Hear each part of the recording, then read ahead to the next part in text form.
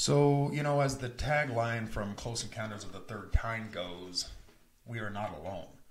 We're not the only ones, that believe in UFOs and aliens and alien abductions. I was reading a recent National Geographic poll, and it showed that 77% of Americans believe that we've been visited by aliens. And another 30% believe that the government has covered it up. I thought that was kind of interesting. It's very interesting, and it doesn't surprise me that high of a number would believe in a cover-up. Yeah. Even though the vast majority of Americans believe that aliens have visited, not everybody believes in the conspiracy theories, and that's not really that surprising, really. But anyway, that's what we're going to be talking about today. We're going to be talking about our alien abductions. I don't know why they call it alien abductions. Right. It should be human abductions. Well, no, because human abductions happen. People are abducted. Yeah, so it's differentiated, I guess. Right, abductions by aliens. Maybe, that's the problem is we're putting alien abductions. We're not abducting the aliens. They're abducting us. Before we get started, though, I want to give a special shout out to our viewers, our faithful viewers. We are now over 4,200 views, and we have 83 subscribers. Yeah, we're heading up there. Yeah. And I also want to give a special shout out to our first-time visitors. If this is the first time you've been here, thanks for joining us. I really appreciate your time, and I hope you enjoy this. Don't forget, if you like the video, click like. We like to see the likes. And and subscribe. And subscribe, And, you never know what's going to come up next on this show. Trust me. Yeah, absolutely. We do all kinds of weird stuff, So, but yeah, and when you do subscribe, make sure to smash the little bell so you're notified every time we upload a new video. So, but anyway, let's get into this, man. A lot of people think that the Betty and Barney Hill case was the first reported abduction, and it really wasn't. The first one, well, I suppose abductions have been reported since forever ago. I mean, even the biblical Ezekiel's wheel, that's supposedly an abduction case. And then, it goes back into like Hinduism. They have stories about extraterrestrials having battles in the sky to see who would rule over the earth and the humans and that kind of thing. But the first widespread reported abduction happened in Brazil back in 1957 by this Brazilian farmer by the name of Antonio Vilas Boas. And he didn't become as famous as one of the other ones. No, he didn't, but he was probably among he was certainly the first widespread report. Right. People actually started hearing and knowing the name and what happened. Yeah. And what happened with him is he was just out plowing his fields, and he saw a bright, what he's described as a red star, and it was approaching him. And as it got closer, he saw that it was kind of egg shaped. And I'm going to put up a picture of what he saw here. And he said that the corona on top was rotating, and that it had a bright red light in the center front. And but yeah, he tried to drive away. He was on his tractor. He tried to drive away, and the engine stalled out on him. Right. And that's when he was approached by what he described as a 5-foot tall humanoid, and he was wearing gray coveralls and a helmet. And let's see if I've got a picture of that too. I think. Yeah. Very sci-fi looking. Yeah, very much so. And really, if you think about it, it looks like the kind of alien you would see in a typical 1950s science fiction movie. Right. So partly human, partly alien. The suit, to me, reminds me very much of an old-time sci-fi movie suit. Yeah, very much so. But it makes sense, too, though. I mean, there's really... What else would a suit be? Yeah. It's for protection, so they're pretty well protected. Yeah, and he said that he had kind of a large head and small blue eyes. Right. But and instead of actually talking, they more like made barking noises and yelps and stuff. Yeah, yeah, I was yeah. like, You know, folks, I myself am say that 10 times fast. I am an abductee, and you can find that show where I talk about that. And we're not going to get into it today, but you can find that show on our YouTube channel. It's called Our Real UFO Stories. That's it. Yeah. So say that 3 times fast now too. If you're a first-time viewer here, you don't know this, but Ralph and I have had several UFO incidents together and separately, and so yeah, check out that show. But in any case, this Antonio was apparently he was taken aboard. And he was dragged by 4 of them now. Yeah. And he was stripped naked and covered with this weird gel, I guess, from head to toe. And then he was led into a kind of a semicircular room. It was a large room, apparently. And he was led in through a doorway, and it had symbols or lettering over the doorway in red. And he said that he memorized it. And he even... made a little sketch of what it looked like, and here it is right here. And I think it's eerily similar to the lettering that was apparently found on the crashed UFO from Roswell. Right, that's what it reminded me of too. Yeah, I mean it's very symbolic looking. It's just more like symbols and letters. Mm-hmm. Yeah. But in any case. What I guess what they did when he was led into this room was that he was covered in this gel, and they took blood samples from his chin. Yeah, I didn't understand that. Why from his chin? Yeah, that's weird. That's just kind of strange. But what's not strange is a pretty common occurrence that's reported among abductees. It didn't happen to me, but that I know of. But anyway, he was later joined by what he described as a very attractive humanoid. Looked similar to the other humanoids, but she was female, and she had like platinum blonde hair. Right. And but he said her eyes were like cat eyes, which I thought was interesting. Yeah. And anyway, they ended up having sex. Right. Well, her hair was blonde, but she had red hair on her pubic hair was red, and her underarm was bright red. Right. Which I thought was odd too. It's like, what, did they bleach their hair? Yeah. Kind of strange. But yeah, and after they had sex, she didn't say anything, but apparently she rubbed her belly and then pointed up as if to say, "I'm going to raise this baby in space." So yeah, kind of. What I thought was weird too is he said that when they were having sex, instead of kissing, she was nipping at his chin. What's up with the chin? That's what I'm wondering. I wonder if their chin means something or does something. I mean, that we don't know of. We've never actually examined one, so who knows? There might be a little opening there that we don't know about. Yeah, I don't know. But I've looked into a lot of abduction cases, and this is the first one I've ever heard of that has to do with the chin. Right. Something to do with the chin. But it's not unusual for them to basically use their victims as stallions to get pregnant. Oh yeah, that's very common. Yeah. I think that's kind of odd. Mm-hmm. Why would they want to breed half humanoid type people? We even talked about that in a previous show about the alien agenda. True. And how they're trying to breed hybrids of themselves and humans to eventually rule the earth. Right. So. Well, I don't know. I thought what was interesting about this whole case too was he continued to say this was true until he died in 91. And there was actually tests done. Dr.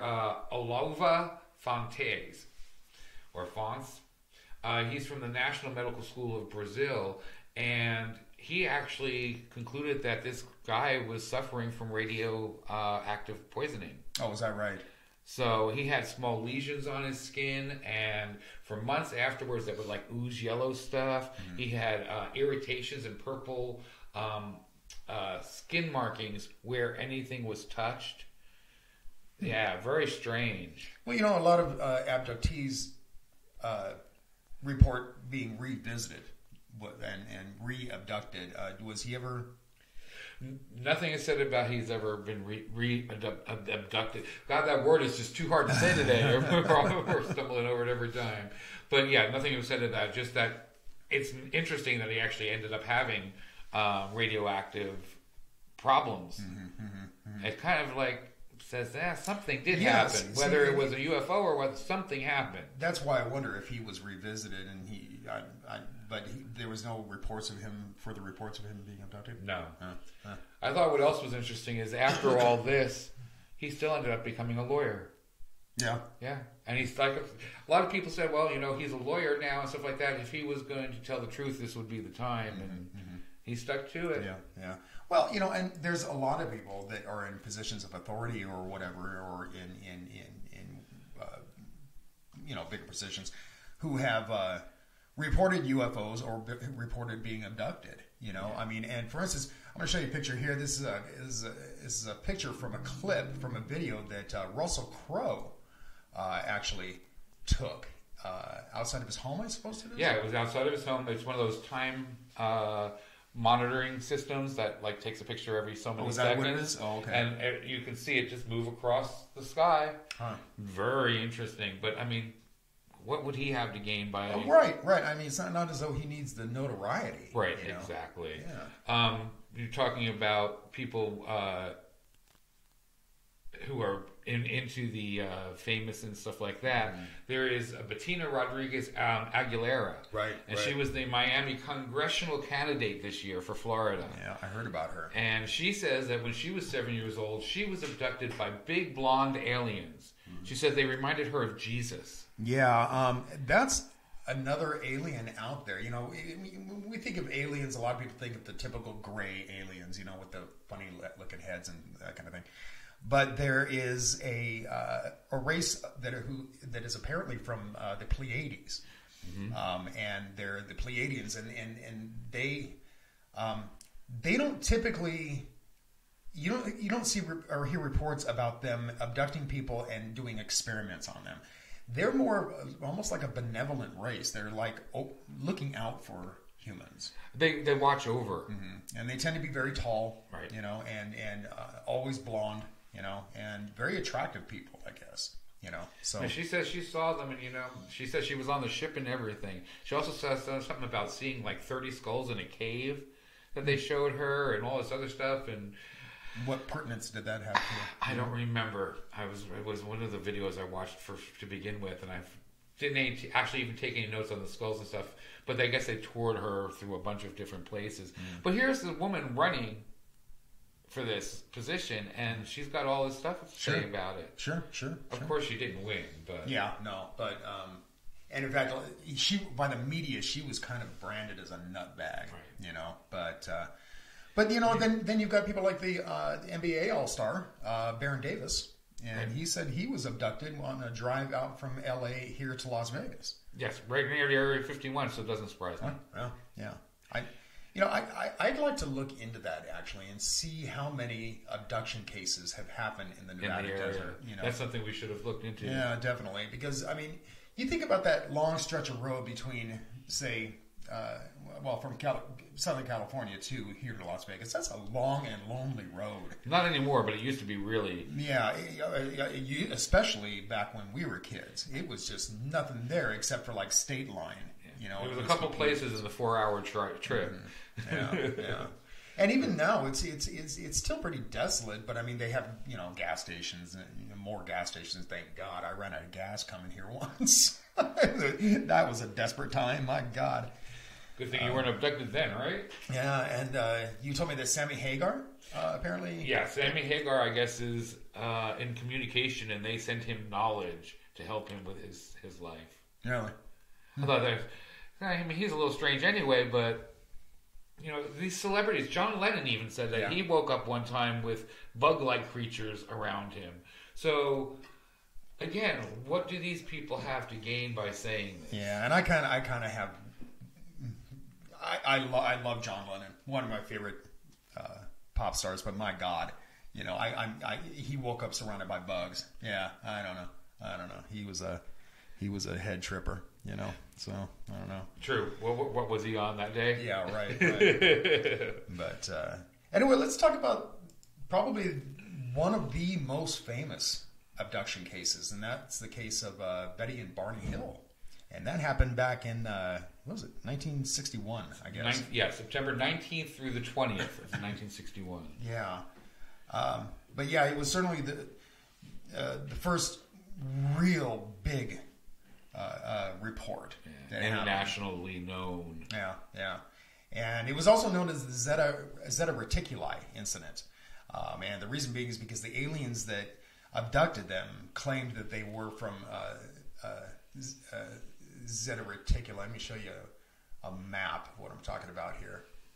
So yeah, I mean it's pretty specific where they're showing right in a certain location, and if you know your astrology, that's some very known areas. Yeah, but anyway, what happened with that? Well, it was 10:30, and they were driving back from vacation from Niagara Falls, and they saw this big bright point of light in the sky, and it was like right below the moon and by Jupiter, and they're thinking, it's moving, it's a shooting star, but then she realized it's moving upward. So when she noticed that, she starts watching it, and it starts moving erratically around the sky, so she realizes something's really strange.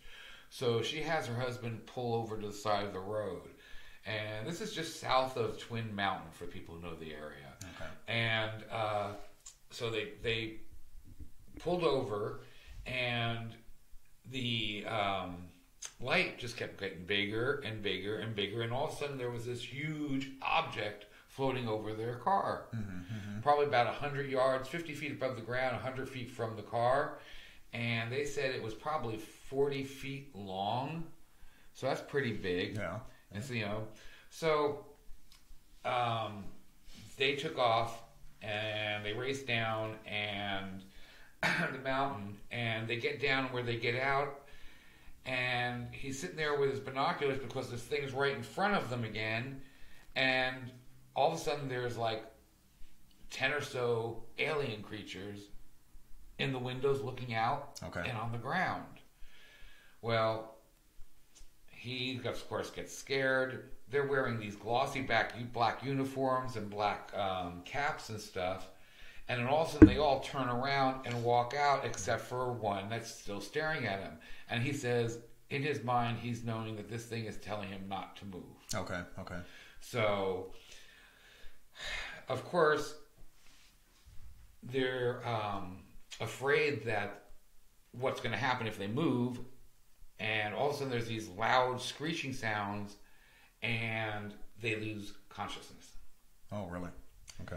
So they felt like it was a sensation passing through their bodies, like the car hold vibrated and everything else. And all of a sudden they woke back up when they hear the sound again, and they had traveled 35 miles. Now, we had an experience where we had the same type of similar thing, and that kind of gave me chills when I was reading about this. Yeah, our situation was that we were traveling back from a friend's house in Southern California, and the drive would have been, what do you think, maybe about an hour and a half, 2 hours? Yeah, it was longer. It was like 2 or 3 hours. Was it? Yeah, And we were just kind of gelling, listening to music on the way home, and the next thing you know, we were home. It was like that fast, and I recall looking at the time and going, how did we get here so fast? And it was just very. It was impossible that we could have gotten that fast. They're that fast also. So neither one of us can remember anything that happened, like an abduction kind of situation, but we don't know if anything happened or not, because we certainly missed some time. Yeah. Definitely lost some time. And that's what happened to them. I mean, you figure going 35 miles down a mountain and not knowing how you got there, that's pretty scary. Yeah. They remember stopping at a blockage and seeing a big fiery orb, and they saw the ship, of course, with all the people and stuff, but they don't remember much of anything else. Well, of course, the aftermath, they're starting to think that something's really strange. The watches never started running again. There was a leather strap on their binoculars was torn. The toes of his dress shoes were all scraped up. and he was compelled to examine his genitals in the bathroom. He said he found nothing unusual, but he was compelled to go look and check him. They said they took showers to get rid of the contamination. Now, Betty, she insisted the luggage be kept by the back door instead of part of the main house like they normally would put it. She had her dress on, and it was all torn. Yeah. Her hem was ripped. The zipper and the lining were all soaked with something. With something. Right. They feel that it was, what do they call it? I don't remember what they called it. I'll have it in my notes somewhere. But, it was a protein. There was some type of protein powder on her dress. Because, of course, afterwards it was dried. Yeah. And so it became powdery and stuff. But they said it was protein that they don't know what it is.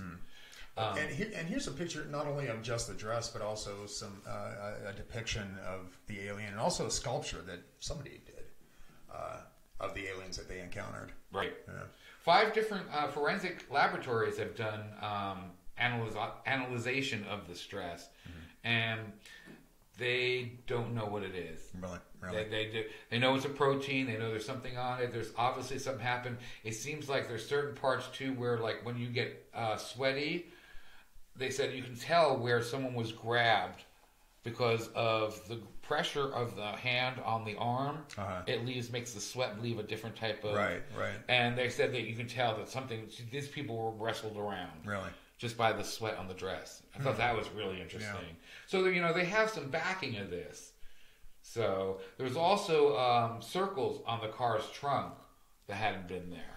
That they don't know how that got there. And I couldn't find any pictures of that, which I would have found surprising. Now, as I recall, their incident was similar to mine insofar as they didn't remember any of this for quite a while. Right. They actually remembered more under hypnosis, I believe. Yeah. So, but I think, and that's a pretty common theme too among abductees, that they don't remember immediately what had happened. And in my case, I had no memory whatsoever of anything. I remember driving along a road, and the next thing I know, I was at the top of another road. And that's all I remembered. And I just thought, well, that's weird. I don't remember getting here. And that was it. And that happened in 1988. And I didn't remember this until 1995 when I had just a severe flashback of the memory. Very strange, But anyway. I just thought they had some type of actual proof that something happened. It's not just your typical story. Yeah. So, did you show the picture of the aliens or what they said they looked like? I don't know if we showed that. Those from the Hill incident? Yeah, from the Hill incident. Well, there's one picture here. Oh, okay. But that's But yeah, they looked like your typical aliens at this point to me. Just a little maybe rougher. Yeah. So anyway, there's another incident out there that happened back in 1975, and they actually made a movie out of this deal, and it was called Fire in the Sky. And I've read interviews with this guy, and it's hard to discount what he says. I mean, he just doesn't come across as what people think of the typical whack job alien abductee. I mean, this guy is pretty intelligent, and I think he knows what he's talking about. Who I'm talking about is Travis Walton, and he was abducted back in 1975, and he was with his work crew. Yeah, 6 people. Were they lumberers? They were in the woods, right? Yeah, and they saw this light, and Travis Walton went to it, and he's with 6 other people, and they all saw him being taken. And he was missing for how long? 5 days. 5 days, was it? Yeah, 5 days. Something like that. And his story is actually pretty terrifying. And he's not one who remembered later on. He remembered exactly what happened in detail.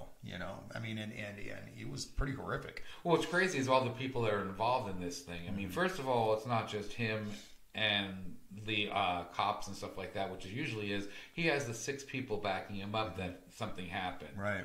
At first, they just called the cops and reported him missing. And then they confessed and said, this is what happened. And they actually started investigating them for murder. Yeah, right. They thought that they had killed him and he was buried somewhere in the woods. Well, sure, and that makes sense because, I mean, here they come with this story about an abduction by aliens, and they're going to be like, oh, yeah, okay, whatever. Where is he? Exactly. So, but I guess he ended up waking up in a hospital-like room up in the ship, and it was a bunch of short, bald creatures. So your typical Greys. Yeah. And he said he was fighting with them, and then all of a sudden a human wearing a helmet, led him into another room, and he blacked out there because they put a mask on him or something, and I'm thinking they're giving him laughing gas or something to put him out. They must have done some type of experiments or looked at him and examined him. But then they let him into another part of the saucer, and then he just wakes up on the ground with a full saucer driving up or flying up out of this office into the sky. It's like, that would be crazy. Can you imagine? Yeah. Nuts. And I was going to say, the 6 co-workers have all taken lie detector tests. He took a lie detector test. They all passed them except for one, which came out inconclusive. Well, as I recall, he did take a lie detector test on some game show. Right, he did that the Moment of Truth and in it 75. determined that he was lying.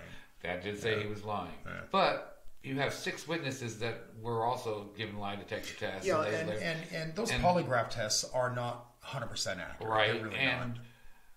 To this day, all 6 of them have given interviews and say that they still believe in what happened and still are telling the truth. Yeah. In fact, there's a new movie coming out. Oh, is there? Called The Alien Abduction: A True Story, and they're saying that they're tagging this as in Travis Walton will finally explain his otherworldly experiences accurately away from Hollywood's molested presentation of Fire in the Sky. Walton's experience and subsequent effects of his life will be illuminated for perhaps the first time. Now, it's got him starring in it, and I looked at the IMDb, and it's so-and-so playing himself, so-and-so playing himself, so-and-so playing himself. It's all the people involved. The co-workers, everything, are all playing themselves, telling their story. It's going to be a documentary. I was going to ask, is it going to be a documentary there? Right. Okay. Well, that's good. That's cool. When is that supposed to come out? It's supposed to come out sometime this year. It's in post-production right now. Is it? Yeah. Okay. But I was like, ooh, that sounds very interesting. I'd love to see that because Fire in the Sky was freaky enough. Yeah. But he's right though. The movie was very different from his actual story. I don't know if you ever read his. I've never read the book. The book is called The Walton Experience for anybody who's out there and wants to read it. It's by him. Yeah, but it was equally as terrifying as the movie. But there were a lot of things that were very different. But they Hollywooded it up. Yeah, well, they do that with everything. They gotta jazz it up a little bit. Of course. But anyway, so talk to me about this Robert Taylor guy you were looking into. Okay, Robert Taylor is a 1979 incident that happened. He's from Scotland, and he was out with his dogs, and they were just walking out in the fields all by themselves, and all of a sudden he said there was these dark flying orbs. I think we have a picture of what they look like. Yeah, let me pull that up here. Yeah, there we go. Very strange, and I guess these 2 orbs ended up forcing him towards the big sphere and dragging him 64 meters towards the sphere. Now, he passes out. Like via magnetic energy or something like that? No one knows. Really? Huh. But I guess when he woke up, his dog was still there all freaked out, and he went and called the cops because you could actually see huge drag marks on the ground that no one could explain. Oh, is that right? So that's a pretty notable thing too, especially since, who would go in the middle of this field and all of a sudden put 64 meters is a lot. Yeah, right. And drag big objects of somehow, they couldn't figure out how it could even have been done. Yeah. So the cops are concluding inconclusive. They don't know what happened. No. So now, does he remember being on the ship? He doesn't remember anything about it. Just that he was captured by them. Huh. Weird. So, who knows? He might come up with something later on, like, other people too. But it was 79. He probably would have by now. Yeah. I just thought it was interesting that, and this happens all over the world. It's not just, in the States and stuff like that. And, Sure. I don't know. Yeah. I think I'd be very, very scared. Now, I did not put in the picture from the Clarion incident, but oh, you didn't put the picture? I thought you put the picture. I did. Yes, on the top. No, oh, yes, I did. Never mind. Here it is, right here. This one, I just want to mention this briefly. I have a lot of doubts about this incident, and the reason being, apparently these are photographs of aliens that had abducted Calvin Parker and Charles Hickson back in 1973.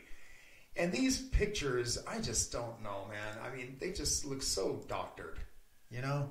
What do you think? It looks like they used a filter and like they warped the faces with a filter. Yeah. I don't even know if it was photoshopped. I think it was just, like, where they make it the bubble-looking ones. Yeah, right. Those type of filters. That's what it looks like. And in fact, you think back to like 1973, we really didn't have, Photoshop technology back then. But this looks like the kind of thing that could have been doctored back then, most definitely, and pretty easily, I would imagine. There was a lot of, there's actually like 4 or 5 other pictures that he took also, and none of them are any better. There's one of the full person, and it's so blurry you can't even tell what it is. Yeah. And honestly, the only reason I wanted to bring this incident up is because I want our viewers to know that we don't necessarily fall victim to every story of abduction. I mean, we believe that people have been abducted. I believe I was abducted, but that doesn't mean that every story out there is real. Right, and that's why I didn't even investigate it anymore. Yeah. I looked at the pictures, I started reading about his story, and it's just like, it just had red flags all over it. But there is it is a big deal out there, this particular incident. I mean, they have a whole website out there dedicated to it, and it's they're continually updating it and that kind of thing. So, but I don't know. I tend to doubt that incident quite a bit. But one other interesting I want to bring up before we go, I thought was very interesting. There's this guy out there called Bob Hopkins. Okay, yeah. He's an investigator, basically. Yeah. And he's written several books and did hundreds of thousands, I guess. Thousands of people. I think he was actually involved with Project Blue Book at one time. Was he? I think it's possible. That sounds about right. But he's written many books on this and talked to many, many abductees. Oh, I said it without stumbling. But anyhow, there was one of the stories that when I was researching that of his stuff that really caught my eye, and it was the story of the Brooklyn Bridge abduction. Mm-hmm. Now, there's this woman named Linda. She's 28 years old, and she's looking at some pictures, and she notices that her nose was crooked in one of the pictures. And so she goes to a doctor to make sure there's no growth or anything in it, and have it checked out. And he says, no, but it looks like that there was a buildup of cartilage after surgically removing something with a scalpel. Oh, really? But she had never had any type of nose surgery. So she doesn't know how this buildup and this scar got there. Well, move forward ahead into November 30th, 1989. And she was abducted from the 12th floor of an apartment in Manhattan. Okay. And she was floating up in the air with 3 other aliens and being led to this ship. And people from the Brooklyn Bridge witnessed this. Oh, is that right? 23 people over New York witnessed her flying in the sky and being taken away. Really? Now, one of the people said... what's interesting about that, just to cut in here, is that these are not people she knew. No. So it's not as though they could have collaborated with her. No. Yeah. No. And like I said, the doctor, he collaborates the story that she had all this stuff and she had never had surgery and stuff like that too. Right. But one of the people that saw her said in her first attempt to explain it to herself, she says, this can't happen. Somebody must be making a movie. They must be making a movie because this is impossible. Yet I'm looking at it. Mm-hmm. And I guess there were other people on the bridge. Everybody was terrified. And there's actually, if you look up at this online, there's accounts of all 23 people and their stories about what happened and how they witnessed this woman flying through the air being abducted. Wow. And to me, that's one of the scariest ones I read. Now, and again, she doesn't recall what happened when she was aboard. She might. I don't know how much. There's so many pages you have not. I don't even understand. I was reading this article. It was going through every witness, and so it was like 23 pages long of just witnesses. And I hadn't even gotten through there before. And it's like, okay, I just need to tell this story that there is more out there. Like we always say, go research for yourself. There's so much out there to research on, and Bob Hopkins' stuff is interesting. Very interesting. Yeah, I've read a lot from him actually, and yeah, he's. And it's called the Brooklyn Bridge UFO Abductions, and it's Linda Case 1. And it's Bud Hopkins, isn't it? Bob. Bud. Yeah, Right, you're Bud. right. I'm sorry. I need new glasses. Yeah, you and me both. Oh God. Anyway, yeah, very interesting. And like I said, I find it extremely interesting that 23 witnesses who didn't know each other from Adam, right. And didn't know her, so they had nothing to gain from this, to collaborate with her on her story. I think that's really interesting. Makes you really wonder what's really going on out there. Well, and I wonder, and a lot of abduction cases, a lot of them deal with like the grays from Zeta Reticuli, and then but you hear of other abduction cases where there are other kinds of aliens. So I really wonder how many alien races are visiting us. Well, I've heard everything from 3 to 14. Yeah. I mean, there's the reptilians. That's another popular one too. The blondes, the reptilians, the talls, the grays. Mm-hmm. The talls are like the grays, but tall. Yeah. I mean, there are entire books out there dealing with the different races. Right. But and supposedly they're all at war to take over us. Yeah. And like I said, I mean, there are different things. Like the reptilian race is supposedly an evil race of beings, and then you have the Pleiadians, who are supposedly looking out for us, and they're actually at war with the reptilians, and they're keeping the reptilians at bay apparently. But then you have the Greys. They're just curious. Yeah. I don't know. So if you guys have any experiences on this, let us know. Yeah, absolutely. If you've been abducted, let us know. If you'd like to talk about it on the show, let us know that too. We'd be more than happy to bring you on the show and talk to you about it. But anyway, we say we get out of here. Yeah, before we get abducted. Yeah. So anyway, until next time, folks, keep thinking and question everything.